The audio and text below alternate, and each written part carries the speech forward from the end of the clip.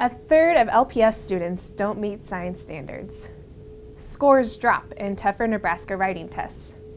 Under new standards, students see sharp decline in test scores. These are just a few of the many headlines that have spanned across state and national newspapers. These articles report decreases in student achievement and ask the questions, why are scores decreasing? Why aren't students meeting standards? What aren't our schools and teachers doing for our children? However, what society fails to ask is, are these even the right tests?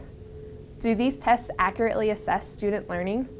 And what other factors may influence a child's education? In my own educational experience, I took your standard multiple choice exams. However, in reflecting over these tests, I realized that these exams were not a true reflection of my learning. Rather, they demonstrated how well I could cram and memorize your important dates, definitions, and facts. Unfortunately, these types of assessments still dominate in today's classrooms, and they run head-on with today's demographic realities. In today's classrooms, there is a great diversity of student strengths and needs. We have students with a wide variety of learning disabilities and those identified as gifted. There is a growing population of students whose first language is not English.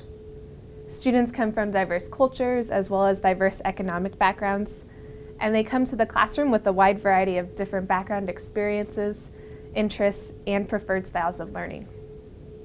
In order to meet all these students' needs and support their learning strengths, teachers must use a variety of teaching strategies that will allow all students to experience the content in a more meaningful way. However, equally important is the manner in which we assess student learning. Teachers must use multiple types of assessment in their classroom that allow all students the best chance to show their learning.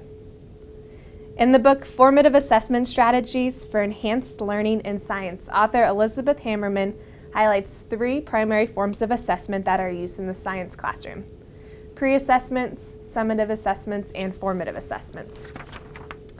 Pre-assessments are what we use at the beginning of a lesson to see what students know and to identify any misconceptions that they might have. Summative assessments are your unit tests and state assessments that are used just to determine how well students measure up to standards. These types of assessments are assessments of student learning. Formative assessments, on the other hand, are assessments that are done for student learning.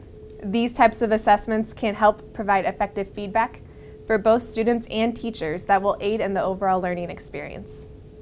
We need to shift our focus from using primarily summative assessments to utilizing more formative assessments in the classroom. Hammerman explains that the key to successful formative assessment lies with the use of multiple and varied ways to capture evidence of thinking and learning. Within the science classrooms, there are multiple ways for students to show their learning. This could be through the use of science notebooks, graphic organizers, asking questions, making observations, or through specific performance tasks. Questioning is one of the most simple and effective forms of assessments. By asking questions, teachers can help guide student thinking and learning and to determine where students are in their understanding. Science notebooks are another effective tool for assessments. Notebooks can help students express themselves and help them communicate their understanding. For students that may struggle with verbal responses, they can write down their learning. For those that may struggle with writing, pictures are another great way to show their understanding. In thinking about my future classroom, I know there will be pressures from summative state assessments. In my 3rd grade practicum classroom, I have already observed how the NISA state assessments impact instruction throughout the whole year. However, I know that in order for my students to truly learn, I must constantly include varied types of formative assessments. It's not either or. Each type of assessment has its place and benefits within the classroom. But for students to learn and to continue to grow, we must incorporate unique and varied forms of assessments that allow all students the best chance to show their understanding and to grow in their learning.